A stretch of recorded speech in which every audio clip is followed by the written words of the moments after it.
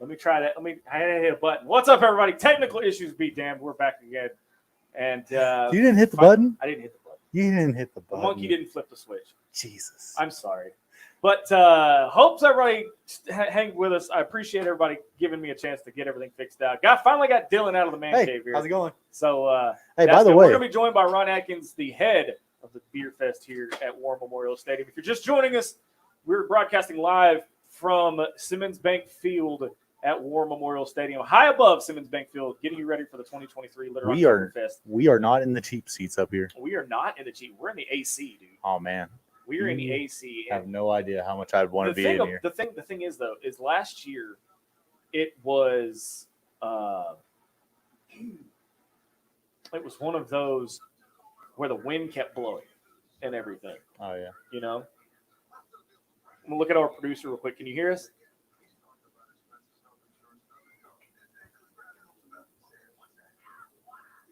Okay. I'm glad you got that message because I didn't understand anything. I didn't understand it either, but we're going to find out. We're going to figure it out. But hope everybody has having a great weekend. Man, I tell you, D-Man, this is one of the biggest events for the Miracle League that they do every year. This is our third year here. This is your first year. So it's my first year. I'm looking forward to some beer, honestly.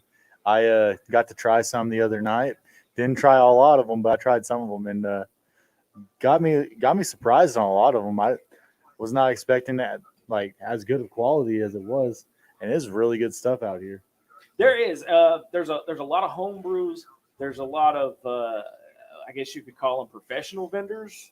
Yeah. Like vinos and like some restaurants and stuff. Yeah, like Lost 40 would be out here. Diamond Brew. I believe Diamond Bear. Rocktown's here. Rocktown's here. You know, Origami Sake, they're out of Hot Springs. Yeah, that's new. I heard they're incredibly sweet. Man, I want to try it. I'm very. Uh-oh.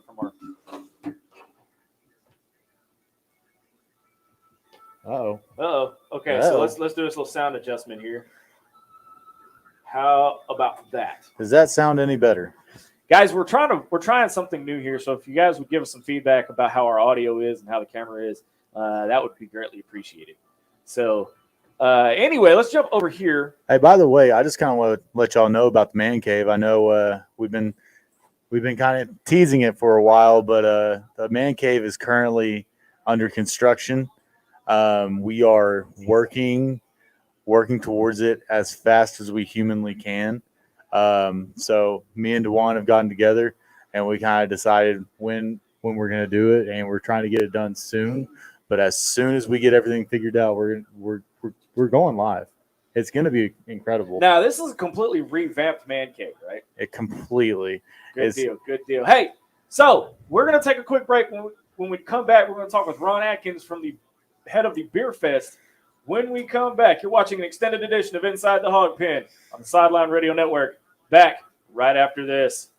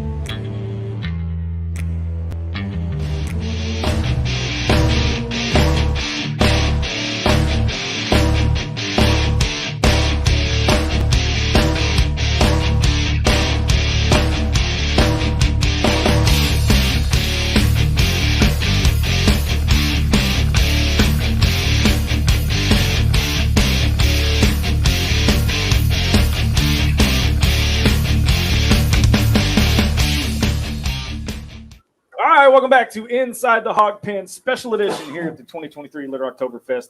Now joined by Ron Akins. He's pulling double duty, D-Mad. Oh, This man. dude, he's one of the coolest dudes I've met because he's got this brewery, homebrew, called Beer Belly Brews. And I don't know if you've heard the story behind it or not. I have not. I'm not going to tell it. I'm going to let him tell it. We're now joined by Ron Akins. Ron, thank you again for having us back. Oh, no problem. Glad to have you guys. So I got to ask before we get into your duties as the director of the Little Rocktoberfest this year, how in the world, now you told me this story last year, but I got to hear it again. How in the world did you come up with the name Beer Belly Brews? Oh, we couldn't come up with a name, and we were just sitting out there in the sun drinking beer and looked over, and I got another buddy who's got a big old beer belly, and we saw our shadows. I was like, look at those bellies. And then we're going to call ourselves Big Belly Brews or Beer Belly Brews, and then that just kind of stuck. I feel like I might fit in with y'all. Yeah, so let me switch back gears and let me put your director hat back on. What goes into putting this festival together? I mean, this is our third year here, but how many years has the Little Rocktoberfest actually been going on? I wish I actually knew. It's like almost 20 years. I was going to say, isn't it 20 years or so? Yeah, and I've been bringing stuff since 2019, so I think this is my 5th year bringing beer. First year as the chair. Now it's a lot better than last year when we had the tents flying all over the place, and Oh, man. and it was a whole lot hotter, Dylan, last year than it was this year. But go ahead, Ron. But yeah, it was Pull that mic there I was closer. saying it was it was a lot hotter, a lot windier, and then I went to a beer festival right before this last year and stepped in a pothole and tore my Achilles. Oof. So I was walking around in a beer in one of those walking boots, so that wasn't fun. You think you can come back from a Achilles injury in less than 6 months like Aaron Rodgers? Yeah. Yeah, I don't see how that's going to happen. So when people show up here tonight, I mean, is it you pay one price at the door, and how many? I mean, home brews. You've got some of the professional ones out here too. Yeah, we've got a lot of pro breweries. We've got a pro brew side and a home brew side, and we've got about sponsored by the Central Arkansas Fermenters. We're a home brewers club, and we brought all of our home brewers together. We've brought 76 different beers, a lot of variety, a lot of different stuff out here. So, I think the ones that I tried the other night were all Central Arkansas Fermenters, right? They were all. Yeah, those I are think good. the 3 I had, they were all really smooth. I wasn't a big stout guy most of my life, and I tried one of the stouts, and it just got really good, and I kind of smelled it. I was like, that has a little bit of chocolate to it, and kind of noticed it, and it was really good. I don't think I tried any of yours though. No, we didn't. I didn't get any of mine over here the other night, but my dad's down there hooking them up now. We can get some up here for later. Real quick, we have an upset. Who's I'm sorry, it upset? wasn't an upset. They broke a losing streak to Clemson. Florida State finally beat Clemson 31-24, and I think the Auburn Texas A&M. Texas A&M game went final 2. I mean, it might as well have. The morning games are wrapping up. Ron, do you watch football at all? I do. I watch the Razorbacks mainly, or some SEC. I see you got a Steelers cup over there. Yeah, mainly I'm an NFL guy. I'm a Steelers guy. I love watching football every Sunday, and then I watch this. Used to get my heart broken on Saturdays watching the Razorbacks. So. Yeah. So you a fan of Matt Canada? He gets his heart broke on Saturdays watching the Razorbacks. I get my heart broke watching, not this season yet, but watching the Razorbacks and the Cowboys. I've got a lot of checks to cash, haven't I? I've been talking a lot of mess about the Cowboys. Yes, you have. And the day you will rue the day you talk that mess to me. But they'll make it past the first round. Event starts at 6 o'clock for the general public, but you can also get in at 5 o'clock. Are there tickets still available for VIPs? There are no more VIP. We're completely sold out of VIPs. So. That is great. So you said you had was it 27 home brews?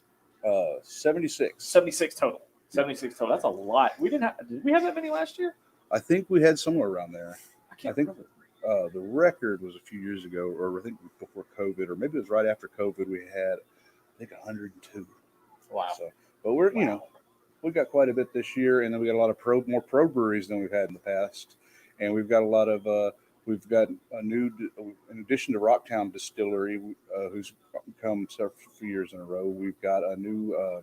I can't remember the name off the top of my head, but out of Hot Springs. The origami. We had them too, for the winery, but there's also a distillery in Hot Springs that's here today. I can't remember off the top of my head. We were just talking about that the other night when we were planning all this out.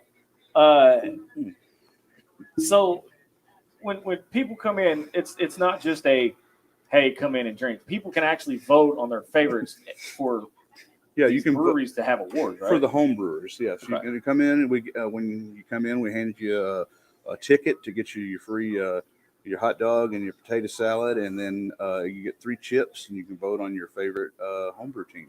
Now, these chips are in a Ziploc bag, so you're going to be handed these when you come into the door. There's 3 chips, and then I think there's 1 or 2 tickets, depending on kind of like vouchers for the concession stand, right? Yes. Okay. Dylan, anything else? We're going to cut him loose. I know he's a busy man today. He's doing double duty. I heard him say potato salad. My ears perked up. I'm a sucker for some potato salad. Oh, stop it. Well, Ron, we're going to let you go, buddy. We appreciate it. Oh, not a problem. Man, I tell you. The more things change, the more they stay the same. More things change, more stay the same. Hey, I'm going to scoot thank over you, Mr. here Ron. so I'm not sitting in Dylan's lap. Outside the hog pen now. Right? Pull that right there for me. I think. Yeah. Yeah. Okay. All right. I'm going to pull this down right here. See, we got to work on the fly today. Yeah, since somebody's computer doesn't want to work, I guess. What? How many computers did you try? We tried 2 computers. So, do we want to do we want to do a little inside baseball as to how we have the setup now? It's definitely not duct taped and sticky together. I can tell you that much. If that's what you thought, that's not it. Isn't it? Camera's definitely not duct taped to anything right now. If that's what you thought Surely about. not. I'm gonna try to get out of your lap here, buddy. Thank you. I appreciate that. Let me scoot on over here. Let me jump over to the Harris Made Chef Services live fan feedback. And Chuck Pendergrass says, "What's up, guys? What's up, Chuck? How are you doing, man?" So just had major surgery Thursday. Have a beer for me. So there's your first beer for a fan. There you go, Chuck. Hey, I got a question. I work with a guy named Mike Pendergrass. Do you know him, Mr. Chuck? Just we let me shall know. see. Aubrey Soul. So I'm about to butcher that name. I am so sorry. Says, "Happy fall, y'all. Happy fall, Aubrey. Hope you have a great day." Richard Wright says, "Chuck, hope you healed quickly." Richard Wright's one of our longtime fans. I've seen him in the chats Loves before. the show, man. He's out of Paragould, actually. So Paragould. That's up north, isn't it? yeah, it's up there where in the NEA where MC's at. My geography's off most of the time, so that's good. I don't know my left from my right half the time, so I don't. I mean, speaking of MC, where is he at? Because I've got a bone to pick with him. The glue that holds this whole thing together, we needed that glue today. I mean, the duct tape's not. So he's going to try to join us post game. He's going to try to join us post game. The duct tape will only hold for so long. Here's the thing. So going back on this beer on the Oktoberfest, they have this thing. It's going to kick off about 7:00. It's called a beer stein competition, where it's about yay big. Oh, I saw him. Okay, I saw they him. fill it full of beer. Might as well be holding this lamp over there. here. And I'm not going to. No. Not going to laugh. No, we're not going there. But last person to keep it holding up wins that beer stein. So, and yours truly is the host of that event. So they're turning me loose as the voice in the sky over the PA system of the whole stadium for that event. So I'm very honored to be a part of that. You got any butterflies in there? Yes. No, yes, okay. I do, actually. Figured. I mean, I would too. I'm like last year. You're Last just walking year, the steps of what? Chuck Barrett. Yeah. They so last year I was able to make some announcements over the PA system, and it was they handed me the mic, and I thought, okay, so there's speakers down on the field, no big deal. And then I heard it over the whole stadium, and at that point I was a kid in a candy store. I was having fun with it, but.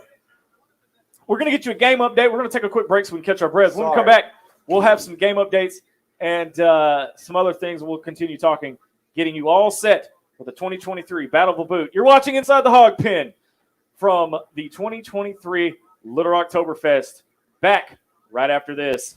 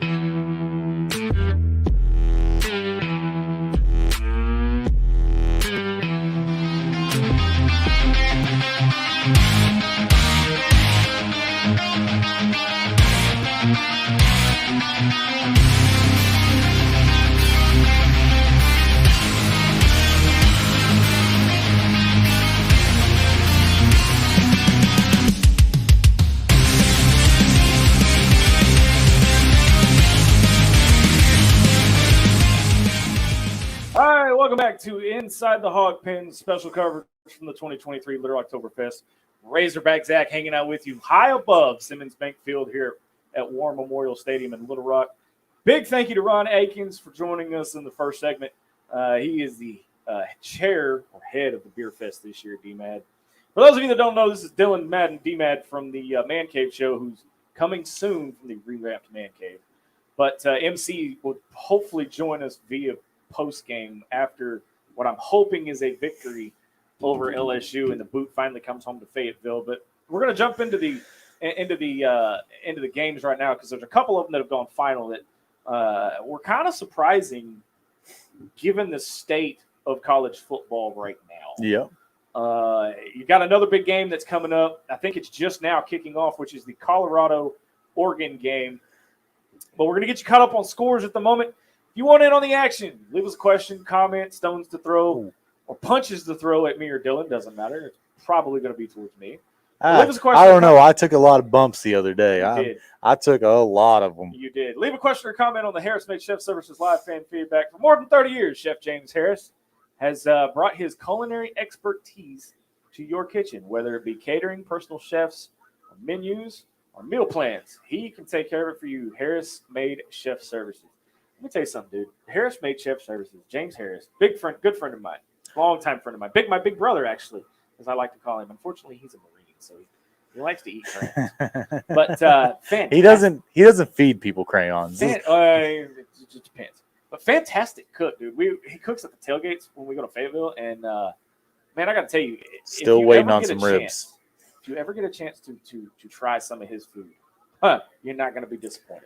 I'm still waiting on some of his ribs. I've gotten told about these ribs. I'm still waiting on the ribs. So I think it was last year or year before when we were here, he actually brought up Dr. Pepper ribs. So the barbecue sauce was a based Dr. Pepper. Yeah. And I was making a complete mess. I thought I needed a drop pot there for a minute. It was kind of funny though. Richard Wright says, I will have several beers in your honor talking about Chuck Pendergrass. Chuck, get well, dude. We need you back here in the Hog Pen. But so let's go over some of these games real quick. Currently underway, you have Colorado, Oregon that literally just kicked off. You have UCLA, Oregon, and you have Ole Miss, Alabama. Let's see if we can get Ole Miss, Alabama up on our screen. BYU and Kansas. So tell me, we were talking earlier, just before everything went sour, and you said something that really caught me off guard about Alabama this year. Yeah, I think what you're referring to is I don't think Alabama's a top 25 team this year. Why? If you look at their quarterback play, a lot of what Alabama used to do was based off of defense. But when Saban went and hired Lane Kiffin, they became more of an offensive team. He saw all these offensive juggernauts start coming out. And he's like, well, if I can do that, or if y'all can do that, let me get all these 5-star players, and I can do it too. And so he's been running more spread offenses lately, and I was late, but I just don't think he has the quarterback play to be a top 25 team because Jalen Milroe has been playing so wishy-washy this year. I'm not going to say terrible. I'm going to say wishy-washy. And we saw in the USF game, when was the last time Alabama scored 17 points against a – They flashed that up as a graphic during that game, and I want to say it was 2015. And it's not good. No, I don't think it was that. Their defense doesn't have a player that just stands out. If you watch the Texas game, which we did on the way home from the Arkansas game, I've never seen as many free runners against Alabama as we saw against Texas. There's been seasons where you don't have free runners as much as Texas had free runners going down the middle of the field. Their safety play was terrible, awful against Texas. But hold on. But Katie is a big Texas fan. Okay? I pray for her. I have not lived it down that Texas has beat Alabama and Arkansas hasn't. Now she's an Arkansas fan too, but her heart is in Texas, and it hurts. Have you brought that woman home to your parents? I have. They like her more than they like me. Let's just put it like that. No, Texas fans. When did and the interesting thing about that though is everybody kept saying Texas made Alabama look bad. Texas laid the blueprint to beat Alabama. I don't agree with that. I think Alabama beat Alabama, and I think Alabama was the one that made them look bad. If you had to grade Alabama's performance in that Texas game, it was an F all across the board. Saban gets an F, offensive coordinator gets an F, quarterback gets an F, defense gets an F. I mean, yes, like we're used to seeing Alabama just running down the field. The defense just being all out scary. Where are you going to attack? You can't go side to side against Alabama. You have to go straight downhill. And Texas was able to go straight downhill on their running game. And then whenever they did the play action pass, you had the safeties starting to creep up and then getting burnt by the seam routes. Like I've never seen Alabama get burnt like they did. Under Nick Saban, this is the big question. Under Nick Saban, when was the last time Alabama looked human? They look mortal. They look like a 4-loss team this year. And I said it on the Fan Addict show with Coach I. By the way, check that show out. It's Fan Addict Sports Network on YouTube. And their offensive line's terrible too. Well, I'm not even going to touch the offensive line because Hawg's got their own problems that we're going to get into later in the show. But when you have a quarterback problem like Alabama does, and they do, they have a problem. Yeah. Okay. What do you do? I mean, for me, the biggest question I have, well, minus our issues, because when I saw Texas beat them before we were exposed by BYU and partially Kent State, it almost looked like we were able to. This was the year we were going to beat Alabama. Yeah. Okay. I still feel like we are. Under Nick Saban, I don't think that's ever happened. No. That they look like they look like an. I'm going to go ahead and say it. An average SEC team. They look like a bad team. They don't look bad. They don't look bad, but they don't look like the Alabama. I will say it. Dynasty that we've known. I have some friends that have been trying to defend them and everything. I was like, okay, this isn't the Alabama of the last 15, 16 years. This is 2023 Alabama being bad. And I know we live in the era of like, hey, it's personal or whatever the hell that Dion likes to say. But, I mean, just grading it. Like, Alabama's up 3-0 right now. So, shout out to them. But, like, it doesn't dispute the fact that their quarterback – I think also what they need to do is they don't need to play a game that quarterback's not able to play. Quarterback's playing a spread them out and almost – it's almost like a Mike Leach type of offense. May he rest in peace. Rest in peace, Mike Leach. This weekend's dedicated to you, just FYI. Well, all the beers I drink is for Mike Leach. Even still, though, if somehow we beat LSU this weekend, which I'll be honest with you, I don't think we can. But if somehow we beat them, do you understand how wide open the SEC West is? Oh, yeah. Like it's literally anybody's game. I said it early in the year. A 2-loss team is going to win the West this year. So which one would it be? If you had to pick right now, I mean, even include Arkansas in that mix. That's our great producer over there. Make sure our camera situation is on par. We're not going to mention how that camera's staying up there. No, it's working. That's all that matters. The SEC West is just down this year. I mean, the only teams that I really kind of see like are head and shoulders above everybody else. There's only really one team that I think is just more competent, and it's LSU. Like as much as I hate to say that, but do you think the shellacking by Florida State actually did something to them? Because not even Georgia looks as they're dominant. Don't get me wrong. Okay, they have quarterback issues, and because they've won 2 back-to-back. They're obviously just like Bama. They're obviously the team that everybody chooses of the team to beat this year. But even they struggled with Ball State. I mean, they struggled for 2 quarters, but I mean they struggled with South Carolina, which South Carolina is not good. But that's who I meant, not Ball State. And here goes Lane Kiffin just marching down the field again. Giving you a score update. 6 minutes to go in the first quarter. There, Alabama is up 3-0 over Ole Miss. Maryland is up 7-0 on Michigan State, but we don't give two craps about the Big Ten. Is that Big Ten or Big Ten. Big Ten?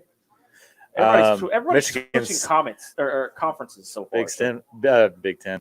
Michigan State's without their head coach. I think they have still fired. We're not going to talk about that. Remember, that's an ongoing investigation. So, but if you're just joining us, we are at the 2023 Little Rocktoberfest, high above Simmons Bank Field here. Oregon went up 7-0 against Colorado. Basically, just marched down the field. It looks like. Yeah. We're here at the 2023 Little Rocktoberfest, high above Simmons Bank Field here at War Memorial Stadium. 6 p.m. to 9 p.m. is the event. We're going to be broadcasting all the way up to kickoff of the Battle of the Boot between Arkansas and LSU. And I want to switch gears for a minute, not really kind of jump into Arkansas, but we've got to mention it because I've avoided it about as long as I could. And this offensive line play, first off, Coach Pittman deleted his Twitter Wednesday night, right before we came on our weekly show for Inside the Hog Pen. And he's been catching flack over and over and over and so much from everywhere. I just think that people just live in a constant need of crisis. If something happens and they have to react to it, it really does not matter if Pitt decides he wants to listen to everybody's crap or not. I mean, if that's the best way for him to focus, then do it. Like, I don't care. Like, there's ways that people focus in and like how people operate. And if that's going to work for Pittman, hey, shout out to you. I mean, I can also see the people that say like it's kind of soft. I get it, but I mean, he's also got access to the Razorback football Twitter account. I don't think he does actually. I mean, he's got access to. I think that's all SID. Now I could be wrong, but I think that's all SID stuff. I don't think he. But I mean, again, at the end of the day, he's going to be able to look at it. Name another head coach. Name another head coach that runs their own Twitter page. Name another head coach. Lane Kiffin. Fair enough. Fair enough. Cody Blasco's got a question. He says, "Big question is, can the receivers get separation against an SEC caliber defense? We will need Isaiah playing a lot of snaps. Tesla is not as good as people are making it seem." Wait, he said Isaiah. Sorry, I was thinking Tesla. Well, he did say Tesla is not as good as people are making it seem. We need Satania to get some reps too. But Colorado went 3 and out, by the way. Okay, but when you look at Satania, why is he just on punt returns? Okay, is it route running? Is it he doesn't understand the playbook? I mean, he's got the moves. I don't know. I was watching Thursday Night Football and I saw a couple of things that really kind of like piqued my interest. Basically, obviously this is pro level stuff, but like people start guessing what you're going to run based on your personnel. And a couple of times, San Francisco, which is probably one of the best coaches, Mike Shanahan, at scheming, he would come out in a 22 personnel, which is two backs, 2 receivers, right, or 2 backs, 2 tight ends. And basically what they would do is they come out in the I formation, 2 tight ends, and before they even did anything, dispersed. And so you had a tight end all the way to or not a tight end. You had the fullback use check all the way to the left, all by himself, and you had 2 tight ends over here to the right with Christian McCaffrey right here. Now, just looking at it, he ran a tunnel screen and got 20 yards. But looking at that, you see that formation come in, and then the defense is like, okay, they're bringing in 2 running backs, 2 tight ends. Hang on there, D. Score update for those that are wondering. Ole Miss just took the lead over Alabama 7-3. Is that Corral? And I don't have – no, it's Jackson Dart. I'm just kidding. And it is 3:55 to go in the first quarter. But going back to that is like he's sending in 2 tight ends and 2 running backs. Right. To any defense, they're sending in their big boys. They're going to base defense. Like, they're clogging gaps. And if you can do that, you have a defense that's set in there that's going to be slow. Let's call it what it is. They're going to be slow. Right. Then you disperse everybody out. You spread everybody out. It's going to be really hard to cover all of that. And it's just a way of scheming plays. And bringing this back to Arkansas, I feel like sometimes when we're scheming stuff up, it's really hard to, like, disguise things. Because, like, we're only running three receivers right now is Jaden Wilson, Armstrong, and Tesla. Hasn't had a very big. Hasn't had a very big. He is, but he doesn't. He's not having. It's not having as big of a role as we thought he would. Because of the dynamic of the way this offense is going. Okay, because we don't know the status of Rocket. Here, we don't know the status of Rocket. That needs to go to our producer. We don't know the status of Rocket. They're trying to turn KJ into a pocket passer, but our offensive line looks like Swiss cheese. Okay, so when you add all of that together, yes, you can. She was wanting to know. You have to say please. That's your. By the way, before I get in trouble, our producer for the afternoon is Ariana, which is your girlfriend. That's mine. That's your other half. That's my other half will be here later this afternoon. She is currently at work. She's staring at me right now as you introduce her. I said her name right, didn't I? I'm pretty sure. I could feel the hole burning in the back of my head. You sure did, didn't you? I didn't feel it, honestly. Because it was aimed at me. Usually I'm pretty good about that, but I didn't feel that. Thanks for the heads up there, dude. Let's watch this play. See? But see, look at the middle of the field though. All right. I mean, I just don't know. I don't know. I don't think they're good schematically on defense right now. If you guys want in on the action, leave us a question or comment on the Harris Mitch. Hey, did Chuck answer my question about Mr. Mike? No, I don't think so. Not yet. Okay. At the same token, though, okay, we've talked about the SEC West, but look at the East. Vanderbilt's sitting at 2-2. When was the last time Vanderbilt was 500? I was building a parlay earlier today, and I didn't pull the trigger. I would have already lost, but that's beside the point.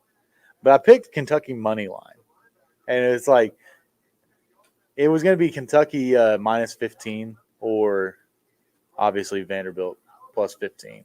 I was not comfortable enough to say Kentucky was going to win by 15 points.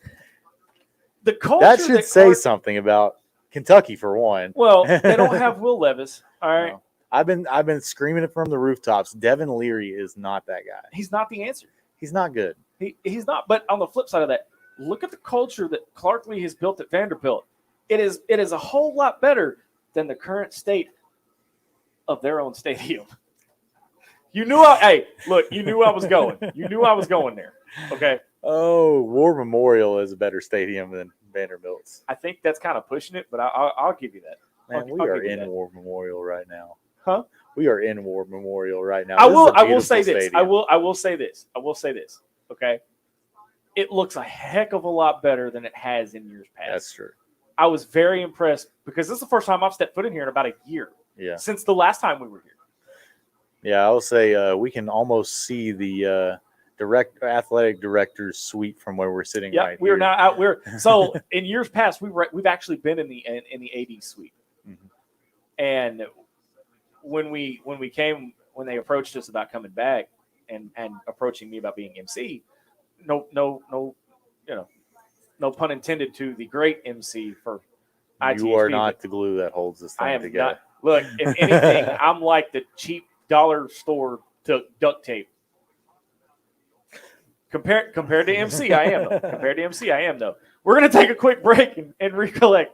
On the other side of the break, we'll give you another score update and break down some more of today's games. You're watching and listening to Inside the Hawg Pen, live from the 2023 Little Rocktoberfest. Back right after this.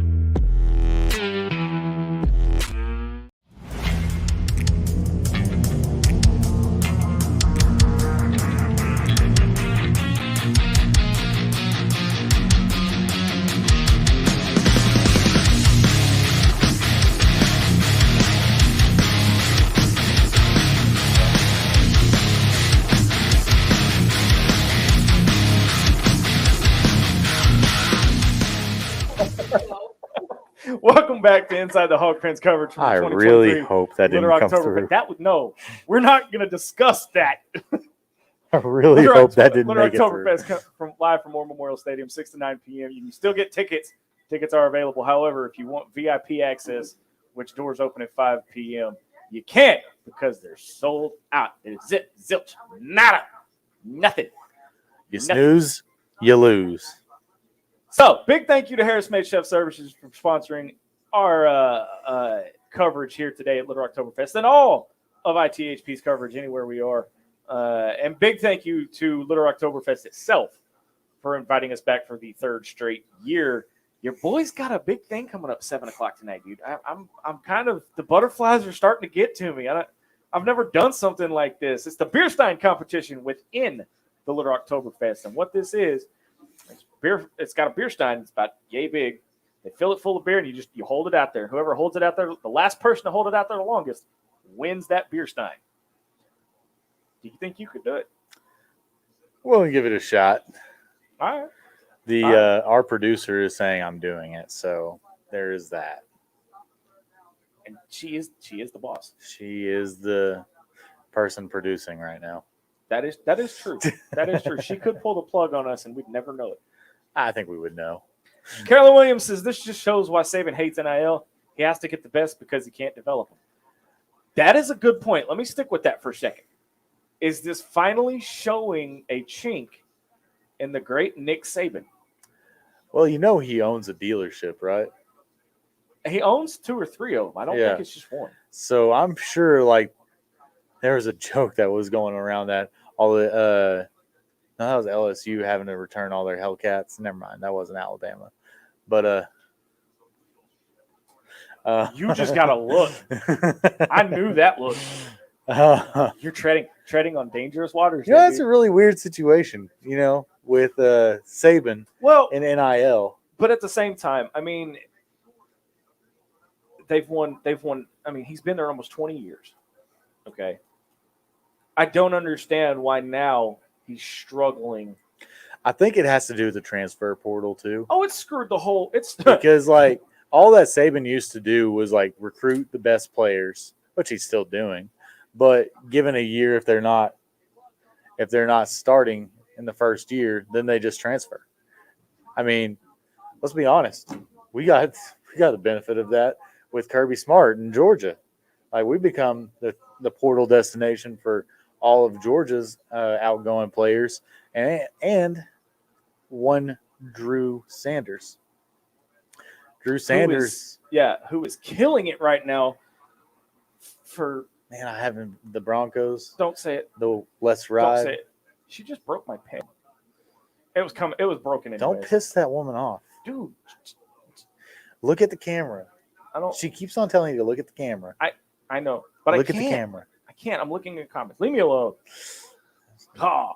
Anyway, I can't protect you from her. Outside of the obvious Colorado, Oregon, and Alabama, give me the game outside of the footprint of the SEC that you're looking forward to the most. The obvious one is Ohio State and Notre Dame. I don't know why, but I kind of like Notre Dame this year. They kind of seem a little scrappy. Sam Howell playing Sam Hartman. Sam Howell was at Carolina. I don't know why that just stuck out in my head. So Hartman was at Wake Forest. Howell was at North Carolina. I get those two confused too. Yeah, obviously, but Hartman's playing out of his mind right now. I don't think he's throwing an interception this year. I don't think so.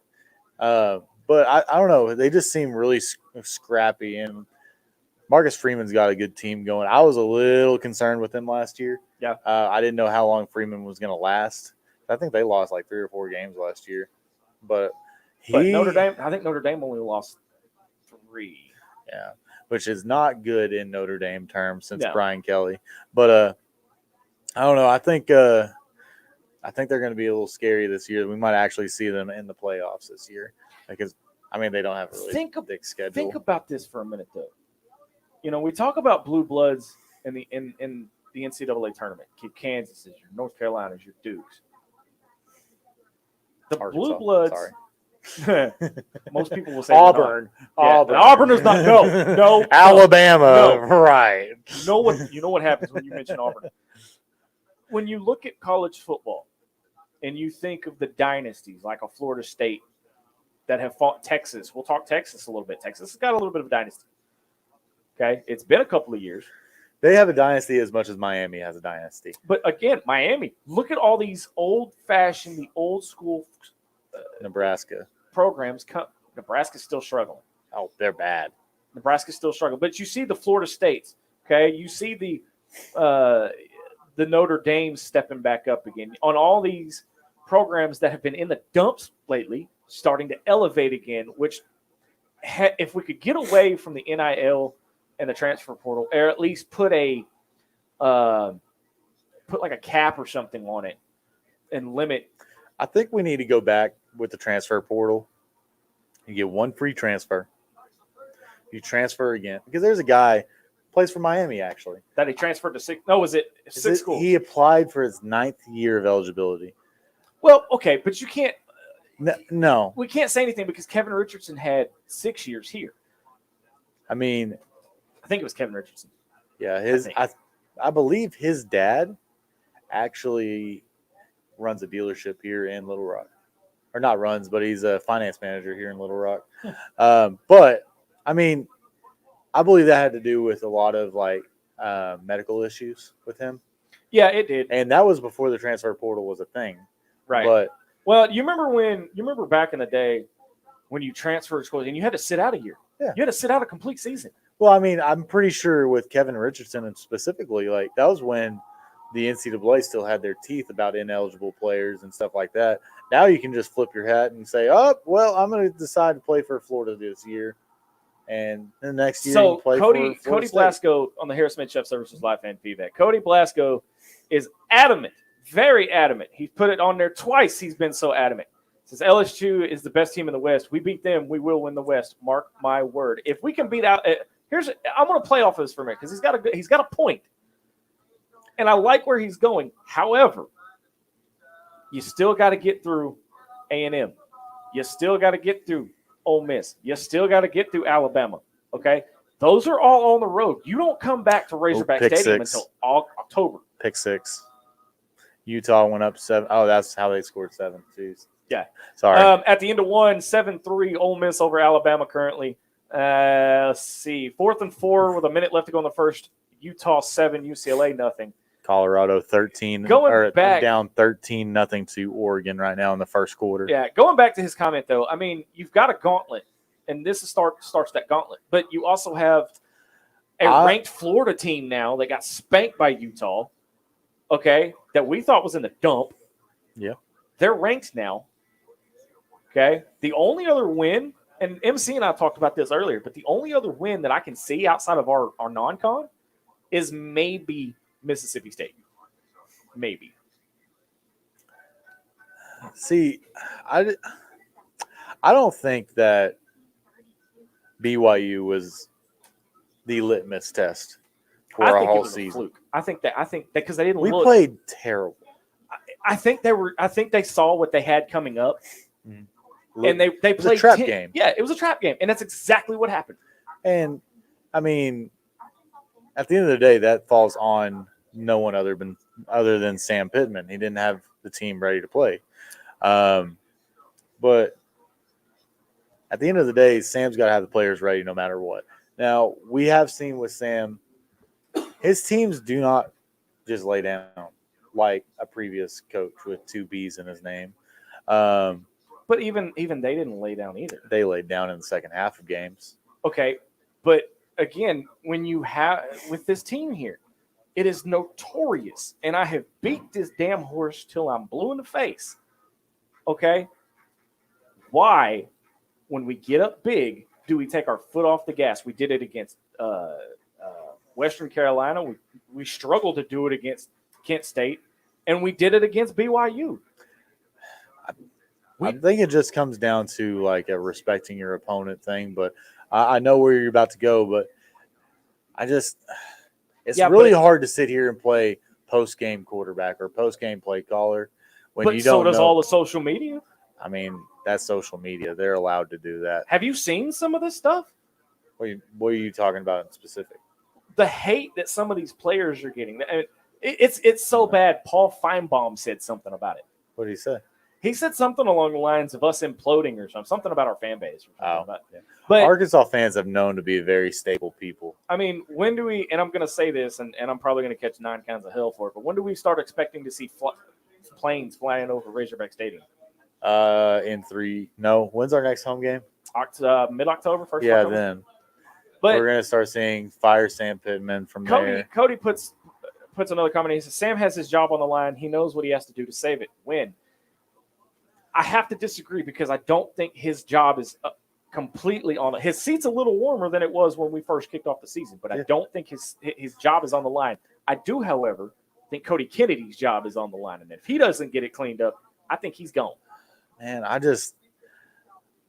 I heard somebody talk about it. I think it was y'all. Kind of compared Brad Davis to Cody Kennedy and what we're seeing. that was MC Wednesday night. Sorry. But man, when he put it like that, I was like, man, there's not much I could compare that to and be happy about it, you know? And Cody Kennedy is supposed to be the up and coming guy in the offensive line world. And I think Sam said it earlier, he's got to quit being friends with people. It looks like we got a fight on the Colorado-Oregon game. 13-0 Oregon right now. Under a minute to play, and they are trying to break this fight up. So let me switch gears from Arkansas to this Oregon-Colorado, especially this Colorado team. Okay, everybody is saying that Prime was supposed to come to Arkansas, but got passed over because he had no experience. I don't think he was supposed to come to Arkansas. Hold on, because Sam didn't have any coaching experience either. He was an assistant coach for a while. Okay, not trying to start a fight, and do not take this any kind of direction, but you talk about discipline in a team. Mm-hmm. You're starting fights in your 3rd straight game, okay, because it's personal. Mm-hmm. Here's the thing. He caught lightning in a bottle because he tore up his entire roster. I mean, he's got 3 players from the previous team. I can't blame him for kicking everybody off the team. I can't personally. Well, it's an unorthodox way for sure, but still, they have one win. You're trying to create. You're trying to create a footprint for your program in Colorado. Okay, is starting fights in every game the way to do it? I don't think. To me, that doesn't show discipline. I don't think it's more of like them starting fights. I think like. Discipline is more than just starting fights in a game. I mean, there's a lot of – I mean, you lived through Prime. Like, what did Prime do the entire time in his NFL career? Well, he talked a lot of crap. He did, and he reminded me you're showing my age a little bit, but I don't think him and T.O. kind of crossed paths. I think Dion came before T.O. Same kind of thing, though, you know? Mm-hmm. Cody Blasco says, I agree with Kennedy for sure. Yeah, Kennedy's job is on the line, you know. And for Sam to come out and say his press conferences here lately are starting to concern me a little bit. Short, sweet, to the point. I don't even think they're to the point. There's a lot of coaches speak in those press conferences. Yeah. I mean, that's a lot of what struggling coaches do. I mean, look at what Billy Napier was doing. I mean, guys, at the end of the day, our season isn't over. Sam's not packing up his locker or packing up his office. Cody Kennedy's not packing up the office. There's still time. We've lost 1 game. We haven't looked good in a couple of games, but we've only lost 1 game. But again, at the same time, okay, at the very same time, it's a game that everybody thought that we should have won. And we should have. When you jump out to 14-0, you should keep going. How many times? I don't think that was a reason of like we left our foot off the gas on that game. It was the first quarter. You don't lift your foot up off the gas till the end of the third into the fourth quarter when you're up by 20. Our defense gave up 17 unanswered points. Yeah, that's not what I'm saying. What I'm saying is, like, I don't think Sam let his foot up off the gas in the first quarter. Okay. If he did that, he needs to be gone because that is some Chad Morris level stuff. If you go anything less than 600, is his job on the line next year? 600? 500. No, If it 500. goes anything less than 500, does the I job apply? think Arkansas fans have gotten to the point of toxicity and also Hunter Yurchek. Instant gratification. Yes, that is a big thing in the University of Arkansas fan base. They want to win here, We want to win, and we want it now. I was talking to our buddy Loki, by the way. Yep. Okay, great dude, by the way. Send me a funny video. He does that too. He does that to me too. He really analyzes a lot. I don't know exactly what he does for a living, but I think he's got a brain that's like a brainiac or something. I don't know. But we were talking about the fan base and things like that, and he said the fan base is kind of divided into cliques, if you will. Oh, really? So you have, and I'm not knocking anybody personal on the fan base, but you guys will probably Alabama agree just with me. throw an interception. So you have the old school from like the 50s, 60s, the 60s, 70s, early 80s crowd. You know, the Traditional people. The traditional who think Texas is their most hated rival. Our school colors are red and white. Those people. Well, hey, they are. If you try to throw anything else in there, by the way, I like gray jerseys. By the way, there is no forward-facing Hawg in my book. I'm sorry, I'm just going to say that. But it's divided. It's okay. You're in that group too. Well, I mean, I'm more of a traditional fan. Yeah. Okay. But you have the old school. Okay. The ones that throw the big money, the boosters. You've got guys like me who have tasted and seen the success of the program, i.e. under Houston Nutt, a little bit under, Bobby Petrino, the Texas Bowl under Bielema. And then you have the new school fans who just think Arkansas sucks. Yeah. I've been talking to a lot of people lately, and one of my buddies told me, he was like, when I stopped becoming an Arkansas fan, or when I stopped being an Arkansas fan, was when the guy failed to scoop and score the football in the Sugar Bowl. And I was like, well, you were really never a fan in the first place if you will displedge your loyalty over that. Here's the thing, and I said this to Loki. I said this to Loki the other day. Do you guys understand that Arkansas is literally, unfortunately, 2 fumbles away from being in the national championship? Yeah, 2 fumbles. Okay.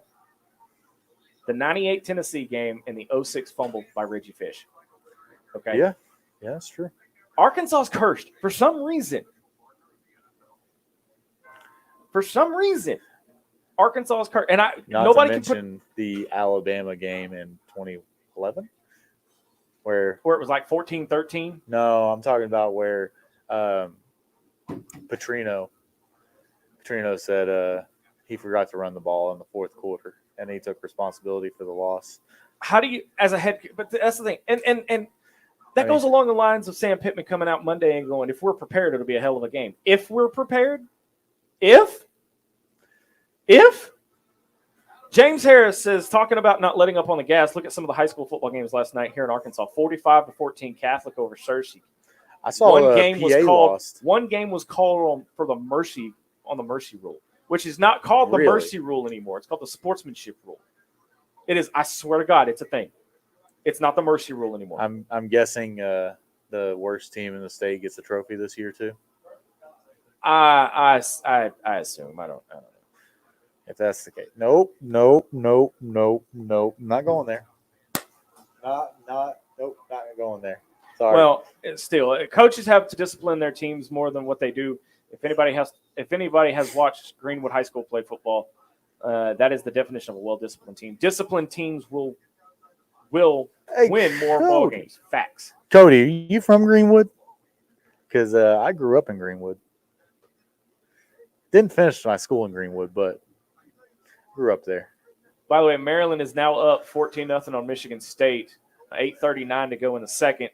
Ole Miss still ahead of Alabama 7-3. 9:14 to go in the second. Picked off Milroe in the end zone just a minute ago. And looks like Utah and UCLA are still at 7-0, and then Oregon there goes is still Oregon over Colorado. You know, how is it that Oregon has switched coaches like 5 times since Chip Kelly?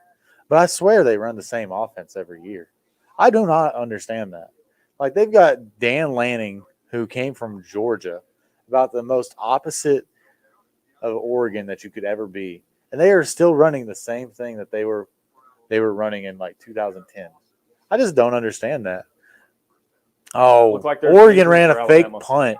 By the way, in just the span of a couple of seconds, Maryland has now gone up 21-0 on Michigan State. So let's shift gears for a minute. And what does Arkansas have to do to win the ball game today? Well, Zach, I'm glad you asked. I've been thinking about this. I thought I smelled smoke. You said something in in the last show I was with you on. You said, "What is Arkansas's record whenever they win the turnover battle?" It's 14-0, 9-0.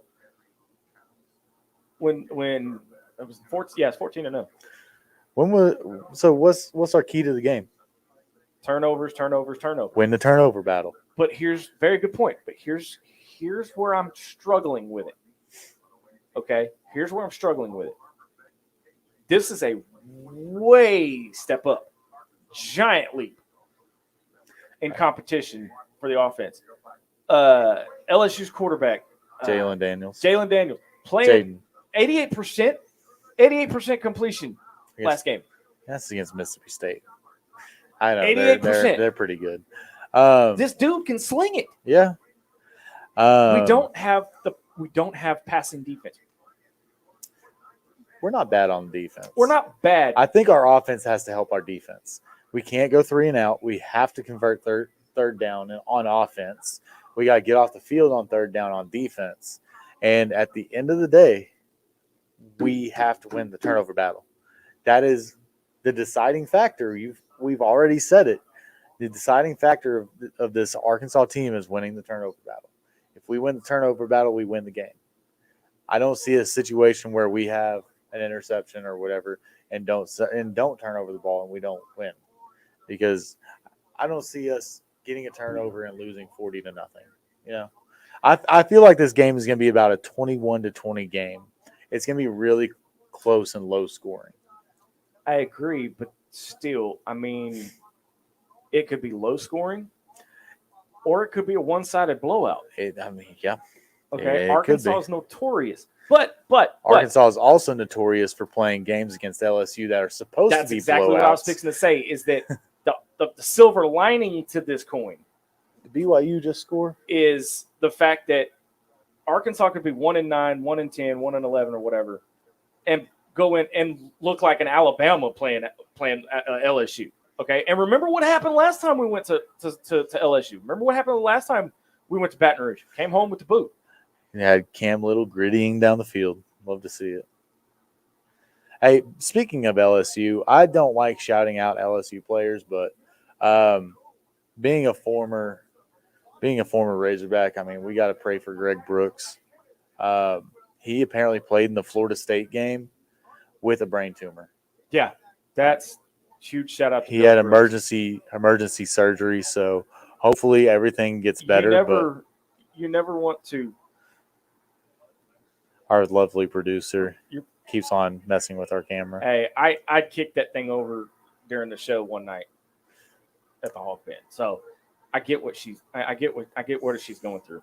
But by the way, speaking of shout outs and health, by the way, Sydney Fields of Running Through the A was supposed to be here today. She was supposed to join us. However, she ended up with COVID.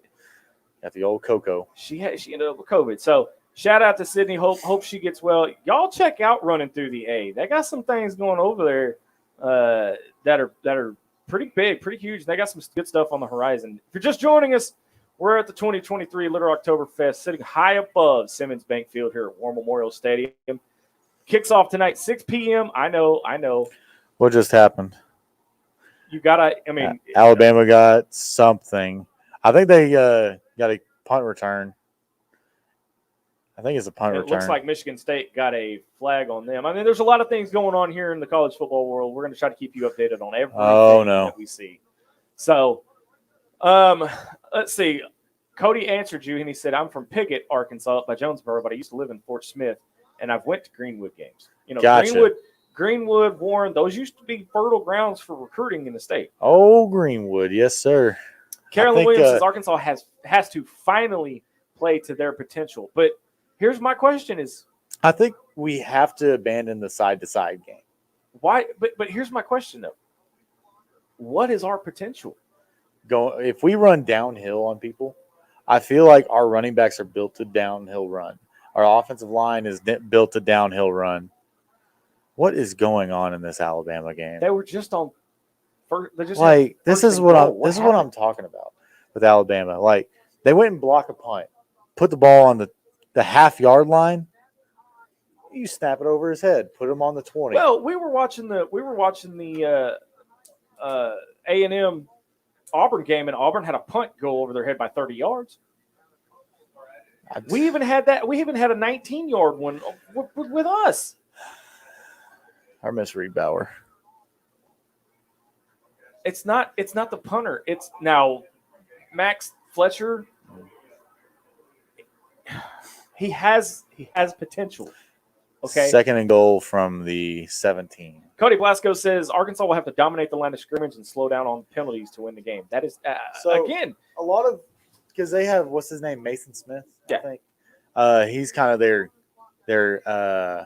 let's say plug guy, big defensive tackle.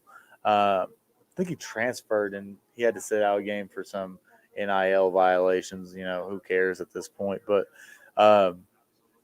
he's going to be what stirs the biscuit or stirs the gravy for them. Yeah.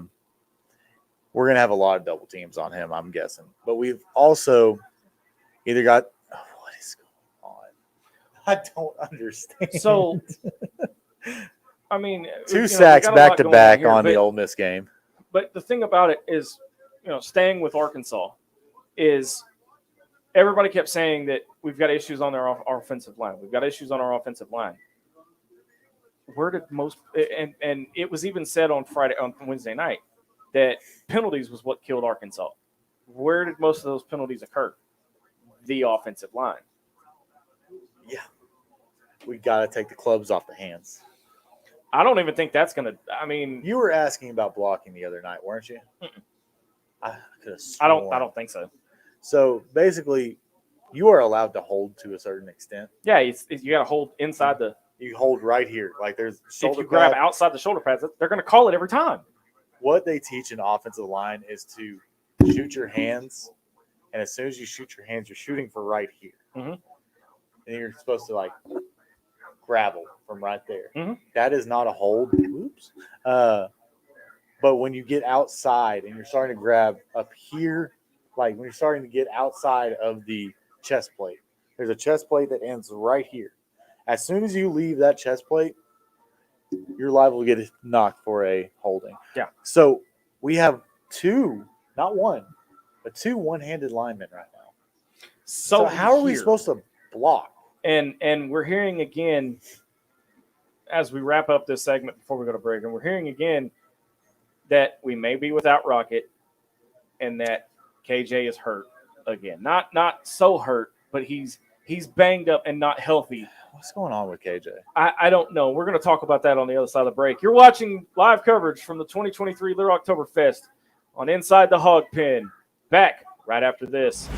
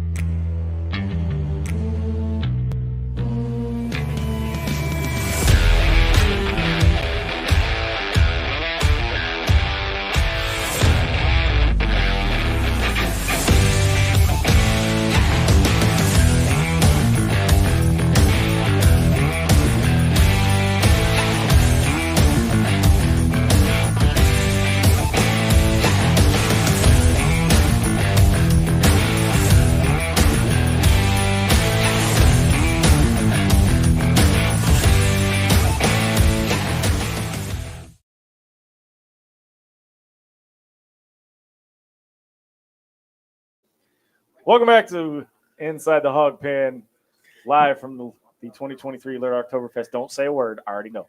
Press your buttons, dude. I'm trying. I'm telling you, MC's not here. If you guys want in on the action, leave us a question or comment on the Harris Made Chef Services live fan feedback.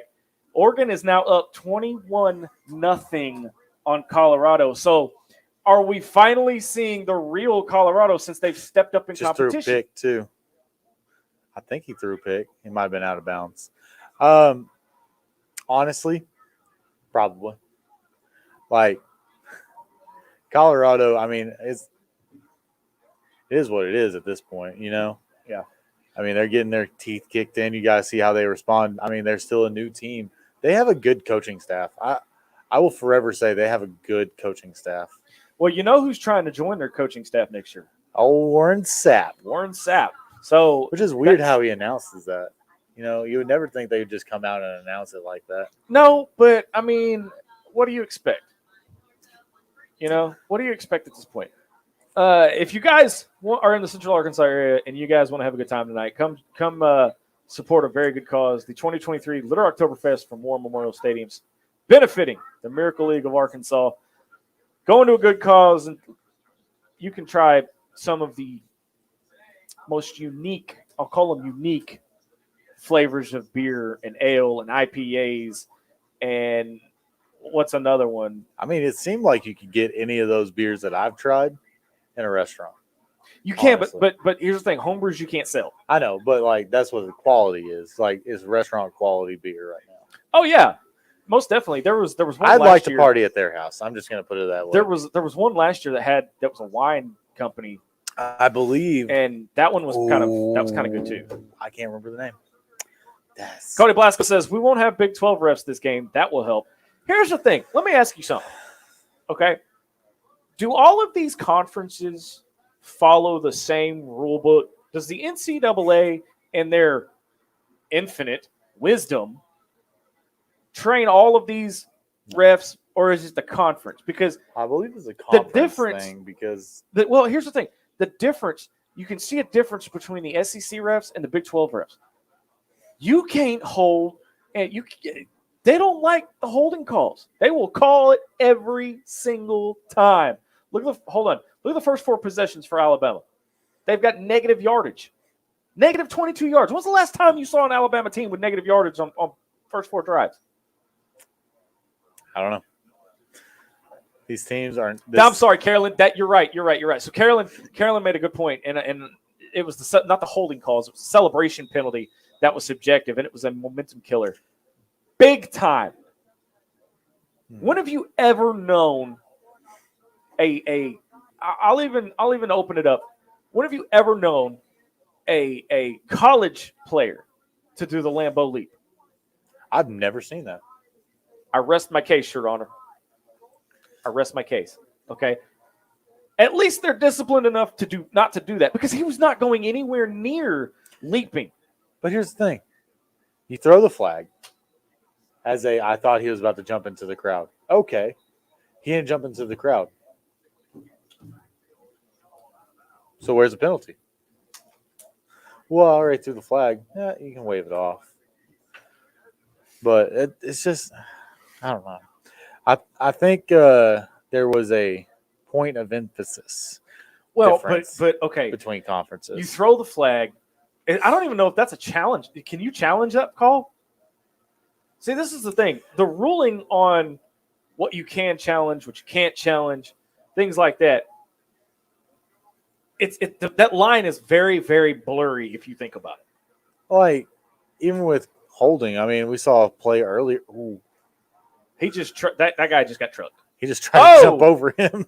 So you're getting live reaction from us. We're watching 4 different games at one time. We're watching Utah, UCLA, Alabama, Ole Miss.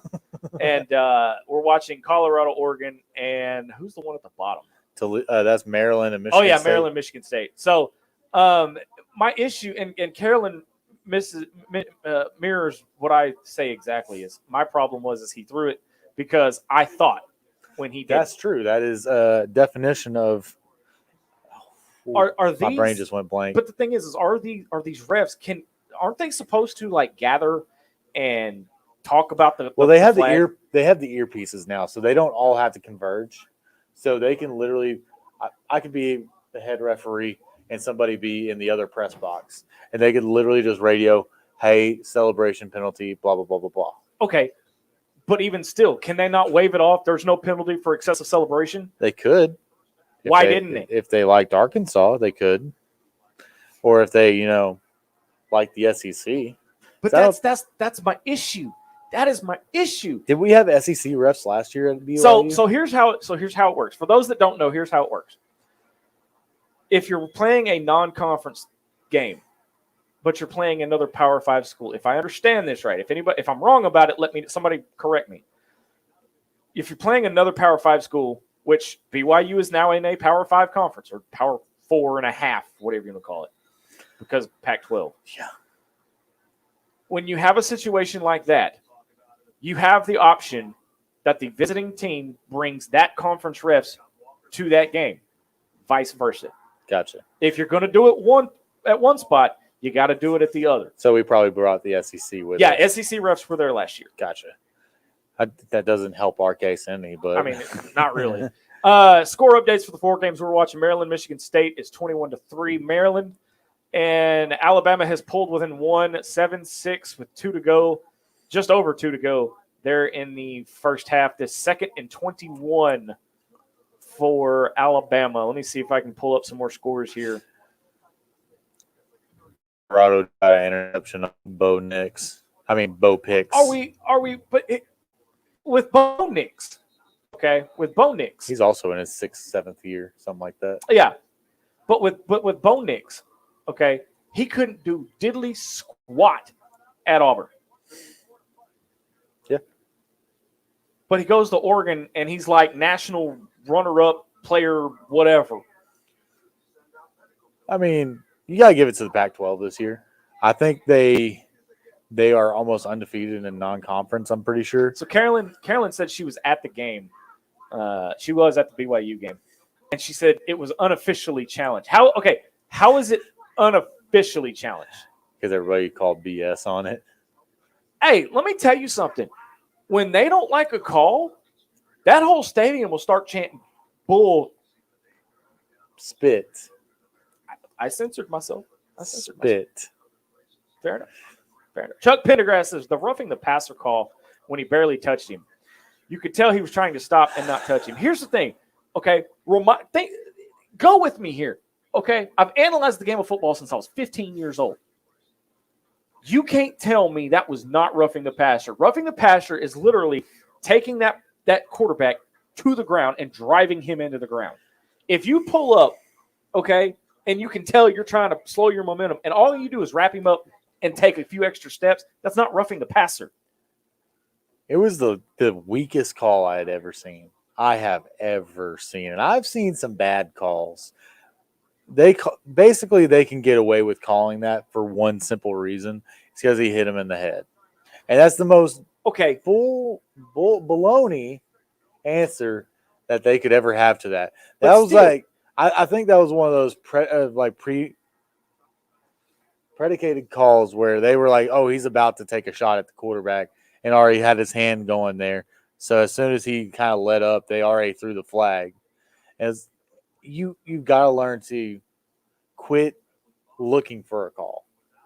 You can only throw a flag when something happens. You can't throw the flag before it happens. And we saw that happen a couple of times against BYU, which is weird. You, me, and Loki went to the Kent State game, and we saw it against Kent State.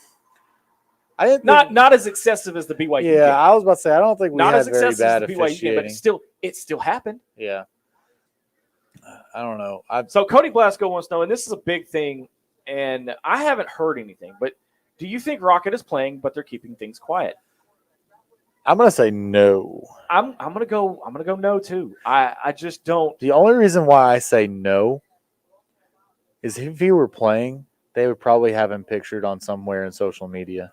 Okay, let me counter that argument just for the sake of it. Yeah, I know where you're going. He's been first string on the depth chart every week, damn near 3 weeks now. But everybody knows he's out. So Is he? I heard the other day, and again, the situations could be completely different, but you have to look at the similarities. Okay, I know it's two different sports, but you have to look at the similarities. Okay, could he be doing the same thing that one Nick Smith Jr. was doing? And knee management, but he was trying to save his draft stock. No. I mean, Rocket's a highly looked at recruit right now, or not recruit, but NFL player right now. Okay. He's not a first round player right now. Where would you take him? Probably second or third round. Probably closer third round. I was going to say, I'd take him late second, early third. The thing about the running back position right now is it's kind of one of those things where it's a double-edged sword. If you're hurt, it's a red flag. But playing is also a red flag. True. So I believe they think it's more of a red flag if you're hurt, especially with knee stuff. And the fact that he's been out for 3 games, that's going to be a big question that comes up. Now, if you remember Raheem Boyd, halfway through Sam Pittman's first year, he was like, hey, man, I'm going to the NFL. I'm going to stop you right there. Okay? It wasn't halfway. He had 2 games to go. You're right. And he opted out because of COVID. Yeah. Okay? At that point, he was dead to me. I'm sorry. He was a good running back. But at that point, he wasn't dead to me. It's just one of those things. It's business at this point. Where is he now? I think he's in Canada, honestly. I mean, I don't have a problem with him. I rest my case. It's not any different to me than people sitting out for a bowl game. How do you feel about Treylon Burks? I mean, what are you talking about? He sat out the bowl game. That's a whole different animal that we're going to get into. But that's the thing. That's the thing is, like, it doesn't really matter to me. Like, I understand it's kind of Jerry Jacobs. He sat out almost the whole year. The year he transferred here from Arkansas State, he's playing for the Detroit. And then he quit because he thought Hudson Clark beat him out, and then Hudson Clark got burned. The Detroit Lions have him starting right now. So here's the thing about this statement here. KJ is not 100%. How long are we gonna ride this into the ground? I don't think he's hurt. I don't think mentally something's up with him mentally. There's something wrong. Either he's thinking about too much. He's thinking about that girl that posted that you know what pic. Why you gotta bring that up? Because it's legit beef. Oh, God. It is. It's legit beef. For everybody that doesn't know, there was a girl on Twitter X that came out and posted KJ like literally. Don't say it. We already talked about it. Don't say it. Well, we have some people that probably won't know. Don't say it. Don't say it. Chuck Pendergrass says he didn't even wrap him up. He just touched him with his hands. The quarterback only took 2 steps backwards. That's what I'm saying. Is the Big 12 that soft? And now we see why they're that soft? Probably that soft. But going back to KJ, I think he's kind of like Justin Fields said the other day. He's thinking too hard, you know? He's not just letting the game come to him. And I don't know. I think KJ's got to be KJ, and this kind of goes back to what I was saying about Jalen Milroe. Is like you gotta have the game play. Everybody keeps saying let KJ be KJ. How are you going to do that if you've handcuffed him as a pocket passer? That's how the NFL works. They're trying. This is how. Okay, Justin Fields, CJ Stroud. Hold on. He was Lamar Jackson. Everybody wants to compare him to Lamar Jackson. He's not Lamar Jackson. That's the comparison he's getting. He's not Lamar Jackson. He's not Lamar Jackson fast. Lamar Jackson isn't a very good passer. KJ is a really good passer. I mean, when he first started, Pittman said, I hope he's a 65% passer. Ended the year as a 68. I think last year he was a 69% passer. I think he was more 70. I think he was in the 70s. Yeah, so even then, he is a good passer. He also has the ability to run. He's kind of like, I think of him as Big Ben. That's how I think of him because he's hard to bring down. He can run when he needs to. Okay. I don't think we should be running him straight as a running quarterback. But I mean, we have the ability to, so I don't see the problem in it. I just don't. He and when he gets to the league, not if but when. Okay, and he's always been a pocket passer. No, he hasn't. He's a dual quarterback. No, listen, but in KB's system, whenever there was just a drop back pass, a lot of the times he would stand in the pocket. He wasn't running. Would freeze. Well, yeah, he could stop. Let me pull a Pat McAfee. All right. If you're in the shotgun, he just stands there. That's being a pocket passer. He's not a pocket passer. He did that with KB too. He's not a pocket passer though. He's a dual quarterback. What do you want him to do? If you can't throw it downfield, if you go through your progressions and even your check down, okay, run the ball. That's what he does.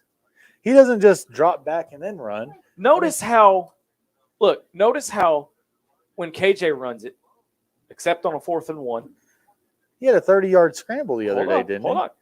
When he runs it, okay, that yards after contact, he gets like 6 or 7. Why can't the running backs do that? You want to know why? I told you why. Because they quit moving their feet. I told you that. Kent State. Yep.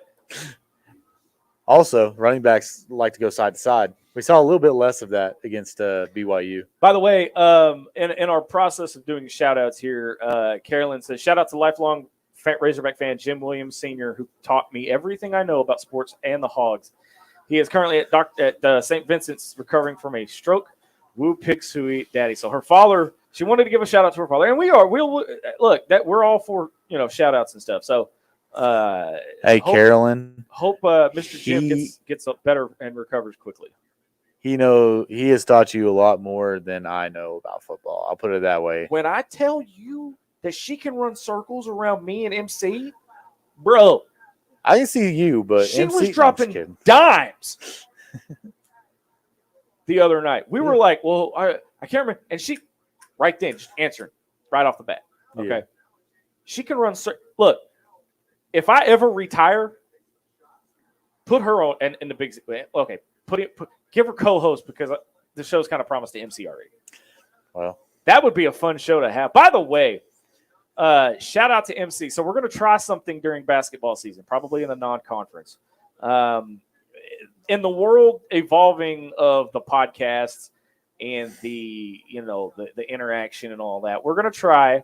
Now we can't show it on screen, but we're going to try to do a live reaction show during a basketball game. That's going to be interesting because MC that's his arena, where mine is football. So it's going to be weird because he could say something. What does that mean? I mean, I know enough, but we're going to try it. So stay tuned for that. That's coming up later this fall. But let's continue on in the Harris Made Sharp Services live fan feedback. Carolyn Williams says he's a KJ's a play action quarterback. I agree. He is. And that's why I thought at the start of the year we were going to see a lot of the old-fashioned Brandon Allen play action boots, but we haven't really seen a lot of that this year. I do think – oh, God, I don't want to bring this up. It's going to trigger everybody. We need to go under center. See, I agree. We need to go under center. But for those that don't know, okay, wait a minute. For those that don't know, why? What's the difference? And I know, me personally, I know, but I'm asking for them, for our listeners. What's the difference between being in the shotgun and being under center? What goods it do to shift? Because you can have a running back run straight downhill with full speed. Show me a. And also, yeah, you also have show me a running back on our squad right now that can run downhill. That has ran downhill this season. I think Dominique could. AJ Green had that long run against BYU. Okay, but that was it. And that's the thing with running, like the running game. The running game isn't something that you like. Say the hole's going this way. I'm gonna go on my Pat McAfee stuff. I will gladly back up. But I'm not going to be your center. I can tell you that right now. The hole is this way. The arm is the quarterback. The running back's coming over this way. with the ball. He's trying to get the ball. As he's getting the ball, he's looking for a hole. You don't break stride as you're looking for a hole. It's one cut and go. It's not, where do I go? Where do I go?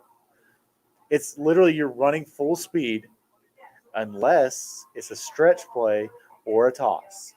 True. Besides that, you are one cut and go. That is how I think Oregon just scored again. But Yeah, it's now 28-0. You're supposed to be one cut and go. And that is the best thing that you can do as a running back. If you get 3 yards, fantastic. Yeah. 3 times 4 is 12. That's a first down. You can count. Yes, just kidding. I can. I'm just kidding. So if we have got to stop just trying to hit the home run. I feel like that's a part of the team's problem. They're all trying to hit a home run. We need singles. We need doubles. We need to hit. We need to make good contact in a baseball sense. You're not wrong. We're trying to hit home runs. We're going to wrap this segment up. When we come back, we'll get you a game update around the country. We'll touch in on and check in on other games around the country. You're watching Inside the Hog Pen on the Sideline Radio Network. Back right after this.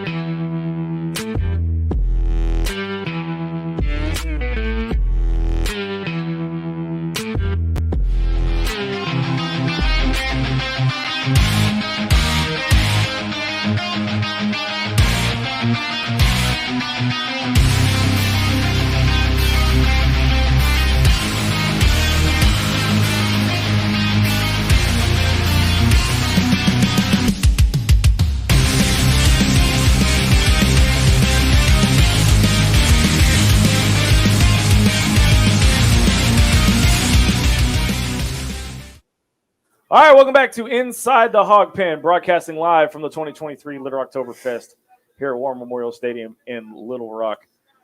Okay, so before we jump into the KJ thing, because we've also got pregame starting here soon, I want to get you a couple of game updates. At the half, 76. Alabama is down, which is a weird thing to say, to Ole Miss 7-6. 7-6 at halftime. Ole Miss over Alabama by 1. Miami over Temple 17-0. We don't, Here's the surprising one, or not, all things considered. Oregon 28-0. We're over gonna Colorado. We're gonna get to see how Dion responds to this, because he's won a lot of his games as a coach. He's Way. been coached Well, Colorado. that's what I'm saying. 3 games. I don't know how many games he's been blown out of. So I don't know how he's going to respond to it as a coach. He might just rely on. He's got a former head coach as a offensive coordinator or a defense coordinator, one of the two. So I don't know. I'm curious to see how they respond in the second half and going forward. So is Slusher still on that team?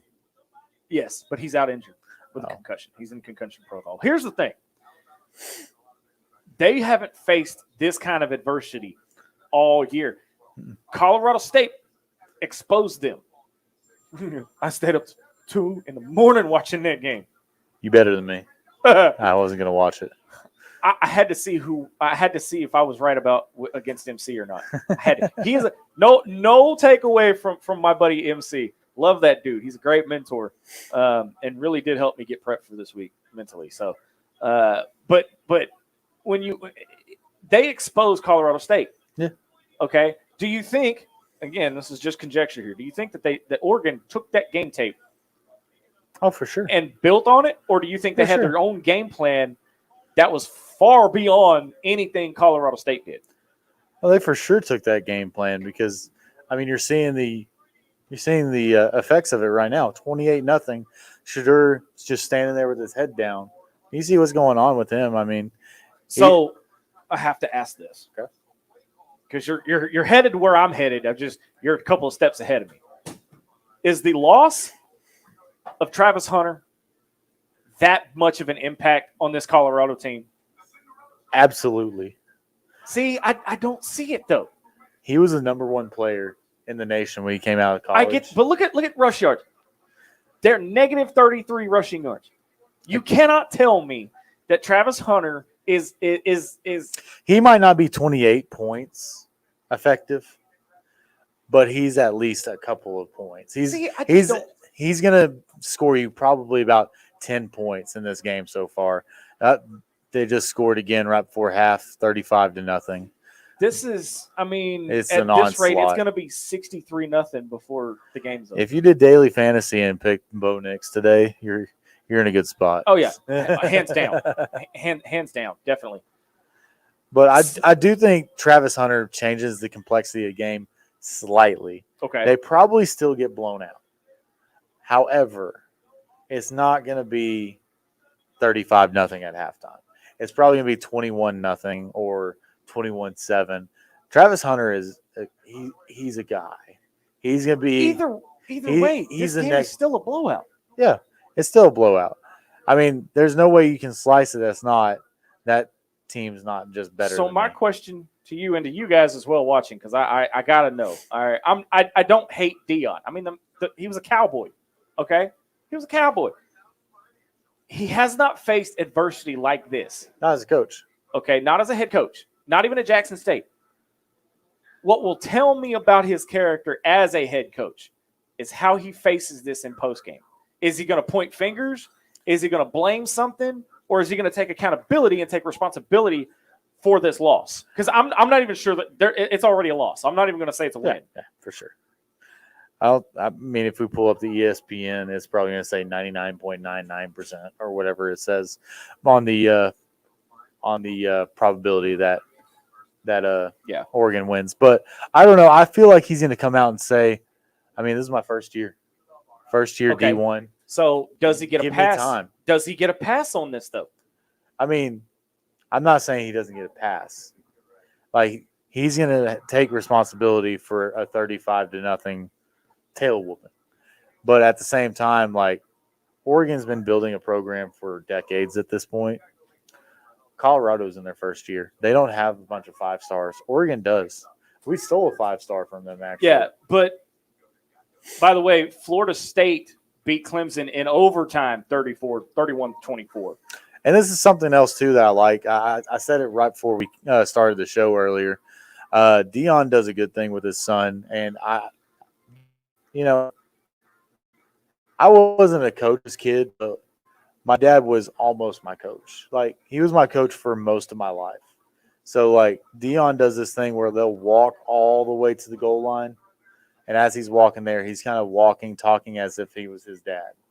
And then on the way back, he's talking to Shadur as the coach. Yeah. I love that.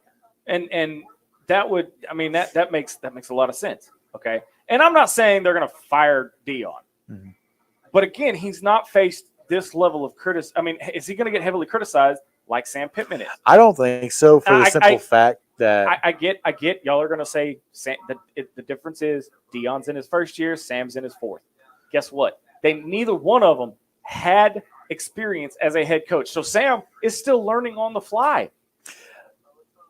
I think he gets a little bit of credibility in the sense that, I mean, he just declined the halftime interview. So literally just walking off the field, just kept on walking. But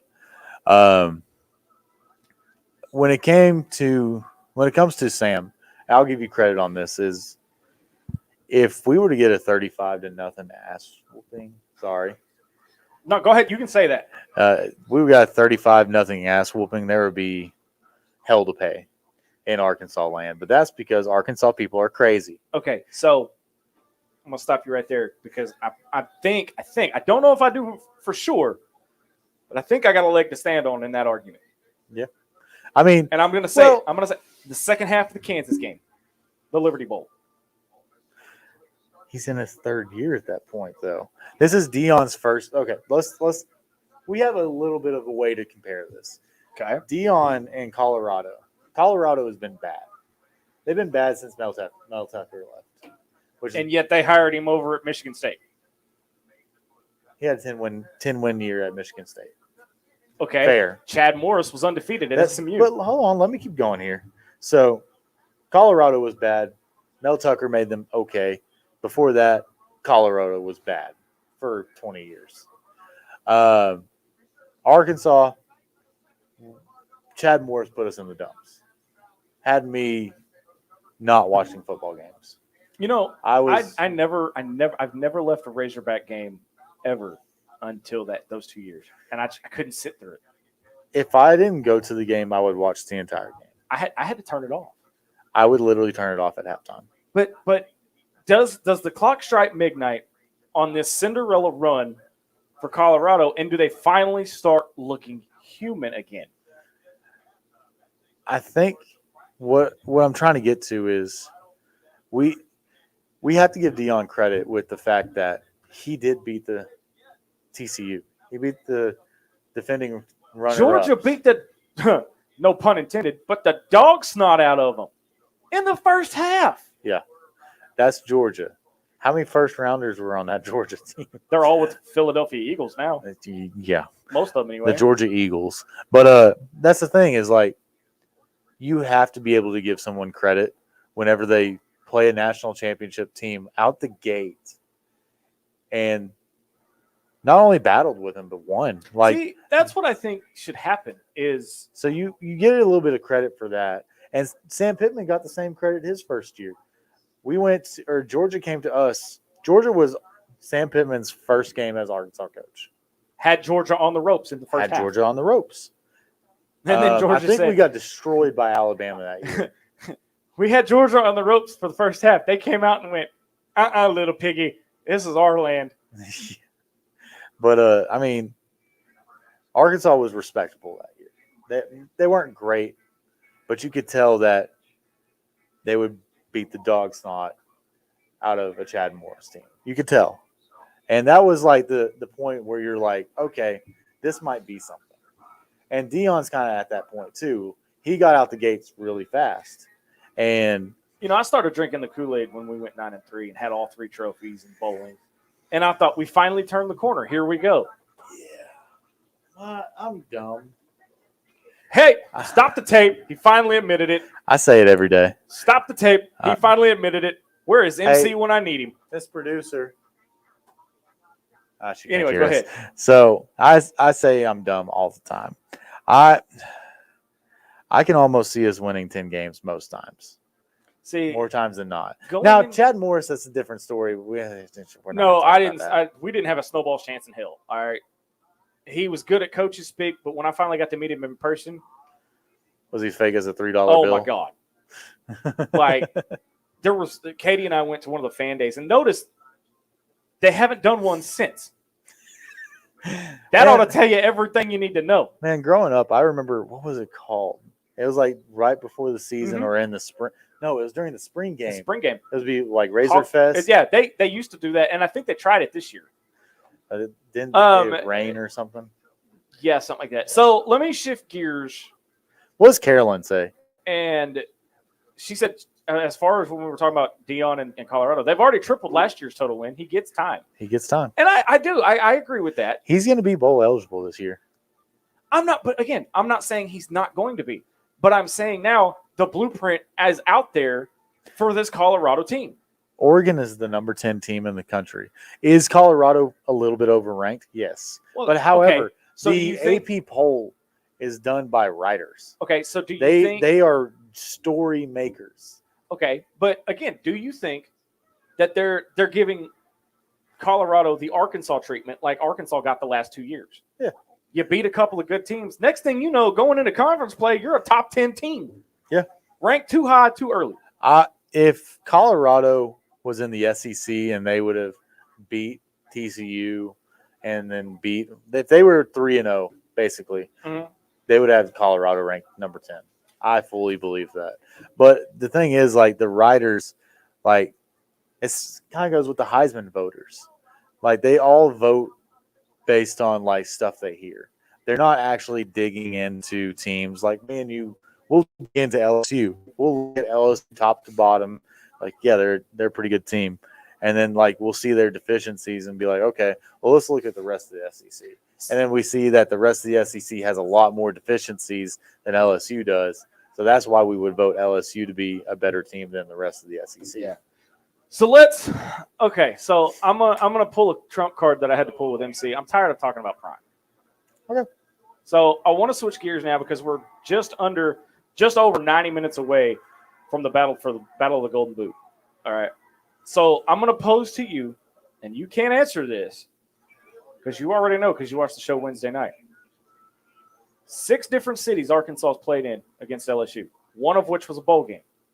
The obvious answers are Fayetteville, Little Rock, Baton Rouge. Right there. Okay, right here on right there. Right, Miracle on Marshall. Hey, there's a touchdown over there. That was there's a sign over here that says where miracles happen. By the way. Yeah. So here's the thing. Okay, give me the other 3 cities. I'm cheating. I was on the show. You were. I believe one was Memphis. Yep. Jeez. So here's the thing. There's one in, was it Birmingham? Shreveport. It was Shreveport, Dallas, and Memphis. Now, here's the key to that. Can you tell me which one of those cities Arkansas has? Yes, I can.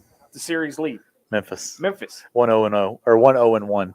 Yep. No, just 1-0. I thought it was 1-0-1. No, they're 1-0-1 in Dallas. Oh, okay. Okay. I've been looking over these stats. Now we're entering Arkansas LSU. So it's Arkansas LSU from here on out. Let me switch this banner over here.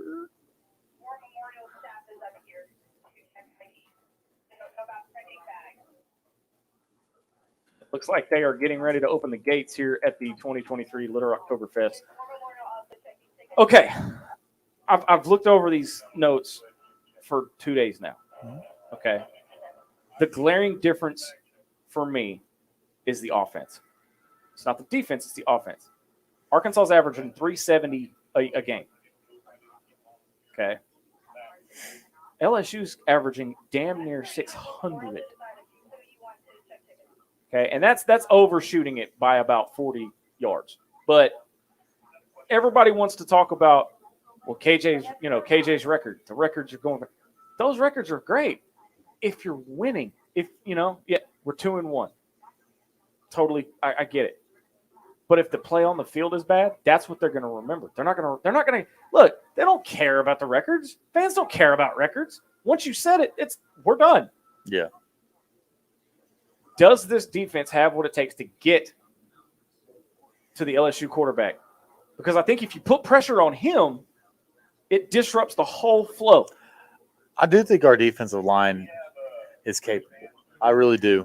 I know another thing. What did Western Carolina try to do? What did Kent State try to do? They stacked the box. They tried to stop the run. No, not that. Whenever they were on offense, they tried to drain the clock. That was Kent State's whole goal, drain the clock. We had, 4 possessions first half? 4 possessions first half. And that's going to be the way that we're going to have to try to keep it close. Play keep away. Mm-hmm. That's what the rules say now. Play keep away. We don't have to throw it over the top and do all this other stuff. All we have to do is play keep away. If we can go down and score, they go down and score in like 5 seconds. Okay, well, we'll take our time going down the field. I mean, if we play a good game of like keep away and being able to control the clock, we have a chance. So, and go ahead. Sorry, thought I heard something there. You're hearing something. I don't know what it is though. It sounds like a horn of some sort. So the biggest difference is if we have to disrupt the passing game. Mm-hmm. Okay, they're not doing much better on the ground than we are. We're averaging 151 per game. They're averaging 192. Okay, It's through the air that I again forgot his name. What was his name? Who? The LSU Jaden Daniels. Jaden Daniels. I knew it was whatever. Yeah. There's Jalen that's on Kansas right now. So if you get to him and you disrupt him, okay, you disrupt LSU's offense. You saw it against Texas A&M, Florida State. He got hit in the mouth a couple times. He did. Now he started folding the game. Flip that token, okay? Arkansas's offense versus LSU's defense. Arkansas's only given up 250 yards ish, 260 a game. LSU's given up almost 400. Yeah. Okay. Arkansas's running game, on the ground, we're not good. No, on the ground, we've given up 55 yards. Oh yeah, on defense. Sorry. On defense. Okay. They've given up 201. So if we can get the run game going, run the damn ball and you win the game. Like I said, foot in the ground, one cut, go. That's what I've heard all my life. One cut, go. One cut, go. But again, one cut, go. You have to add KJ into that run game, into the schematic, because he hasn't ran very much. So you're going to have to use that to your advantage. And when you do, they're not going to expect it unless they put that second guy and drop the safety in the box. That's it.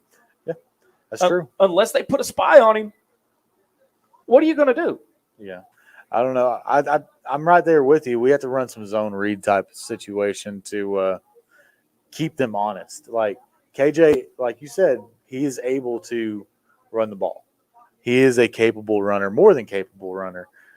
Felipe Franks was a capable runner.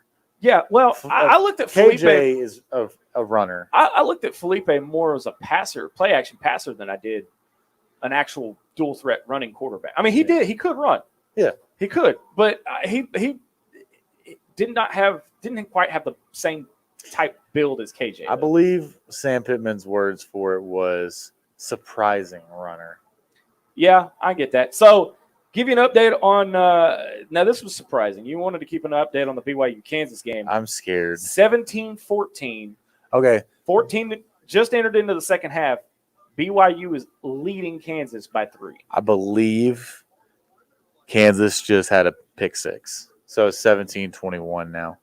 I saw something happening over there, and I finally got a good look at it. But the score, yeah, like you said, 17-21. And Kansas literally just had a pick 6. The biggest problem, let's get back to Arkansas here. The biggest problem and the hope that I have as a fan, not as an analyst or as Razorback Zach, but just as a fan, I want to see the run game. We You have the receivers. You've got the receivers, but you don't have that run game established yet. even with just historically speaking, Arkansas's best teams have been able to run the ball. Bobby Petrino's teams, they had Nile Davis, they had Dennis Johnson, they had. I think, and here's the thing: most people have forgotten about them. I have a Nile Davis jersey. Shout out. Yes, you But no, I think even in Arkansas's best years, what's the NFL's best? Two things that you have to do in the NFL to be a deep playoff run team. You gotta have defense first. Stop the run. Yeah. Run the ball well. Yeah. That's two things you have to do in the NFL. Why is that any different in college? You see what Mike Leach did. May he rest in peace. Yeah, but he didn't have defenses though. He had one at Mississippi State. Okay, well, you get my point. I mean, if you Yeah. look at Bobby Petrino's defenses, you outscore them. The defense doesn't have anything to do. Yeah. You have to establish the run, and I You think have to. I think that right there is the most important aspect of this team that we haven't seen yet. We know we've got the receivers. We know KJ can throw the ball. What we don't see is, no pun intended, but the rocket takeoff. Yep. I'm right there with you. I think even if we don't have Rocket today, I would love to see, like, if you're going to stay in the gun, fine. Can we make it a pistol at least? Just a pistol formation. I mean, run downhill. You're going to hear me say that till I'm blue in the face. Run downhill. And you heard me say it till I was blue in the face as I was yelling at the guy on the sideline holding the countdown timer. yeah. Run Ron's the walking by ball. our set right now. He's got a game face on. He's ready to go. Ron, how them beers tasting? They flowing good today? So as we're wrapping up, because we've got to make our way down to the field for the event itself. I'm almost scared to ask. Because it could go one of two ways. Arkansas can come out and play their ass off like we haven't seen them this year. Okay. And not take their foot off the gas. Okay. And we can have another thriller in our hands. Or this thing could be over by half. They're two very realistic situations. But the thing is they're two very opposite ends of the spectrum. It could go really well, or it could go really bad. I think if we're done by halftime, there's gonna be a lot of heat under Sam Pittman's chair. I think You're the gonna problem feel is though. that turn up a little bit. And it's his first COVID year, not count, notwithstanding, but it doesn't count because COVID year.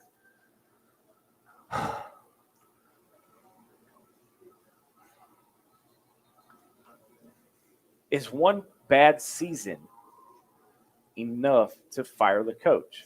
Nowadays, yeah. And the only problem is, who do we get to replace him? That's, again, I've been thinking, who's a coach that I love? I am so sick and tired of every 4 to 8 years having to turn around and rebuild another coaching staff. And here's another thought. When it came to hiring Muss, we we fired Mike Anderson when he went to the NCAA tournament, I believe. No, he went to the NIT that year. He went to the NIT.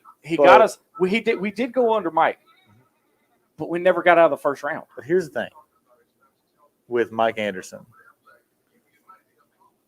When we hired Muss, everybody had an idea who was coming. Like, nobody was sitting there like, well, who are we going to hire? Honestly, I did not have Muss on my bingo card. Well, he was a hot name at the time at Nevada, and everybody was kind of leaning towards like, hey, is Muss thinking about coming over here?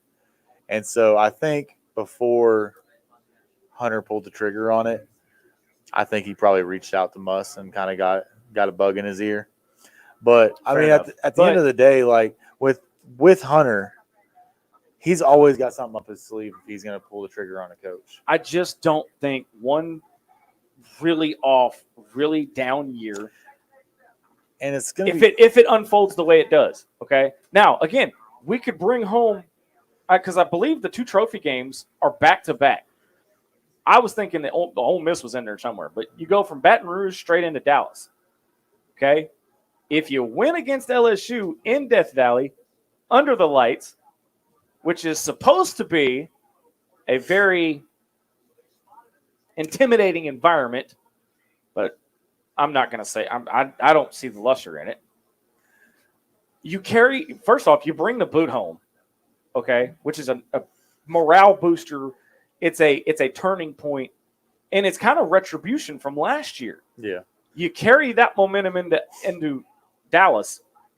Number one, because after this year, you only get to play them one more time in Dallas, and we've got a losing record in Dallas. Most people, I mean, losing record against someone they're in the SEC too. Yeah. So you carry that momentum forward, and then it starts to snowball, and then you start to see something. But we saw that last year. Momentum started building, and one play unraveled the whole season. Yeah, the KJ fumble at the goal line. Mm-hmm. I also think it really irritates me when Sam was like, "Oh, we're hurt." How many times are you going to use that excuse? Like, it's getting to the point where it's starting to sound like when Brett Bielema was saying, "We're getting better." And at some point, it just started getting – I was getting so frustrated with we're getting better that I would sit there and say, I can tell. Well, there comes a moment, okay, when you have to think, are we really hurt or is something deeper going on? One of those things. I don't know why I'm so tired today, but it's one of those things of, are we hurt or are we injured? Everybody playing college football, they're going to have bumps and bruises. They're not going to be feeling well. Something's going to be happening where they're not going to be able to make it. Or they're going to be, their body's sore, like bone bruises. Mm-hmm. That's not if you have a bone bruise, I'm sorry. You are not to the point where you need to sit out a game. But True. if you've got a broken arm, then you need to sit out a game. I mean, if you've got a legit injury, that injured. You can't perform your job to the best of your ability, then you're going to have to sit out. Injured. There's a difference. A lot of the injuries that we're talking about, I feel are more just us being a little bit soft and being a little hurt. Yeah. You have to learn how to play through injury. All right, so we got one last segment, and that's our score predictions, hot takes, and final thoughts here as we wrap up our coverage from the 2023 Little Rocktoberfest. All right, so I want a score prediction and one wild hot take. Okay, right after the break. After the break, you're watching Inside the Hawg Pens coverage from the 2023 Little Rocktoberfest. Back for the final segment right after this.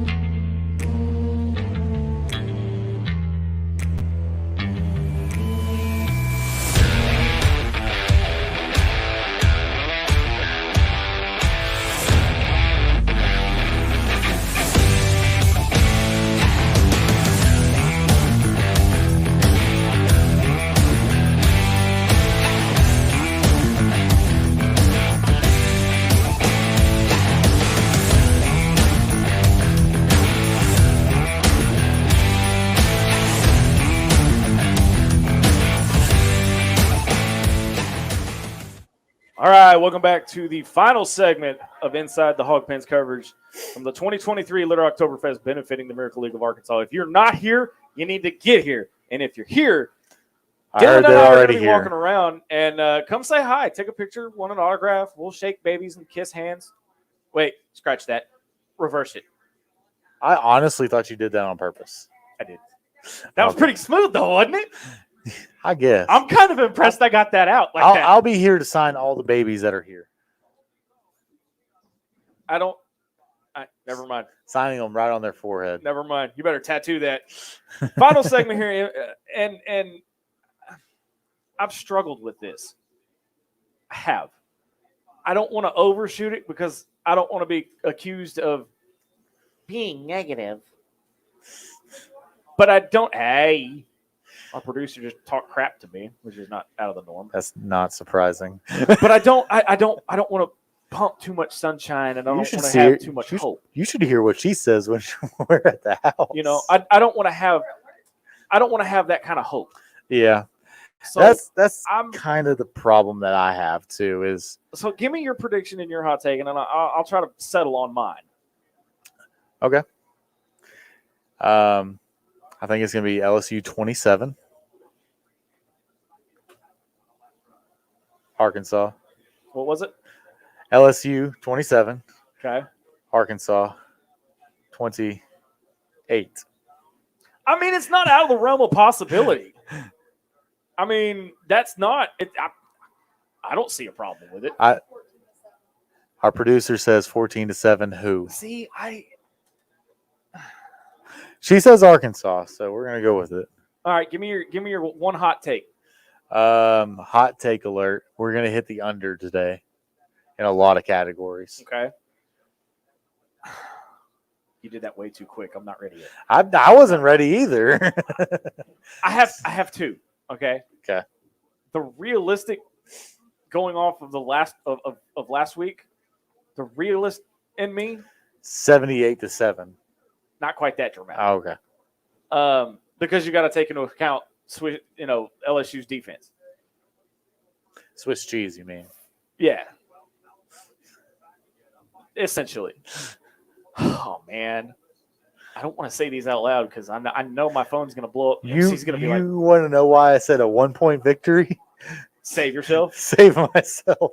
I'm not confident in that at the least. You know, I'm gonna pull one out of the record books: 53-52, 2 overtimes. Just 2? Cam Little kicks the game-winning field goal. The boot comes back to Little Rock. All right. Screw it. There Why you not? go. I don't see a problem in it. There you go. All right. What's your hot take? You tried to move right on by it. I did. see you. Dang it, I did. The front-facing Hawg makes a comeback. Is that what it is? I am going to kick you. I cannot stand them. Anyway. Got to catch me first. I think we finally get our ground game going. Think you? Think so? I think so. I don't know who the running back would be. I'll say we'll get the running. Let me ask you this before we go. Dominique Johnson. I think he's intriguing. Okay. This would be my final thought. How about that? Take it away. I think Dominique is going to be intriguing. I think he might be. You use an interesting word, intriguing. Interesting. Okay. Thought I smelled smoke. So I think if we have the running game going, Dominique and Rocket are going to be a 1-2 punch that we didn't see coming. And then I think KJ is going to scramble a lot. Not a lot. I think KJ is going to be able to run the ball a little bit. But I think a lot of our running game is going to come from Dominique and Rocket. Fair enough. And I'm hoping that means we're running downhill. That's what I'm hoping. You just got to hold the blocks and make a hole long enough for him to get through it. And one cut and go. One cut, not 2. Don't dance in the backfield. I think I told you that Rashad Dubinion highlight where they showed him stiff arming the Kent State defender. Mm-hmm. It's a 3-yard loss. I do not want to see a 3-yard loss as a highlight today. No. All right, dude. All I can say is it's go time. Hopefully they're as ready as we are. I don't know about all that. We're more prepared today than we were, I guess.